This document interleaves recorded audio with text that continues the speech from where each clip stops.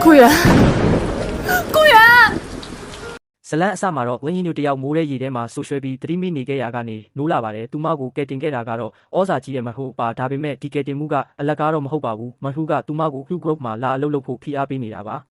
သူကရင်းညိုကိုခန်းတဲ့နဲ့ပြောလိုက်ပါသေးတယ်မင်းကဥပဒေလောကမှာနာမည်ကြီးတဲ့ရင်းရန်ကိုအတုမခိုးနဲ့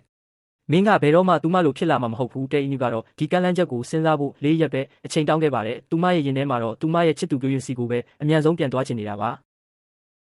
ရေယူတယောက်အိမ်ပြန်ရောက်တဲ့အခါမှာတော့နှွေးထွေးတဲ့ကြိုးစုံမှုအစားဒေါသတကြီးစောင့်နေတဲ့ဂူရန်နဲ့တိုးပါတော့တယ်ဂူယွန်ကသူမတညလုံးပြောင်းနေတာကိုအကြောင်းပြုပြီးတခြားယောက်ျားနဲ့အိတ်ခဲ့တာလားဆိုပြီးရိုင်းဆိုင်ဆွဆွဲပါတော့တယ်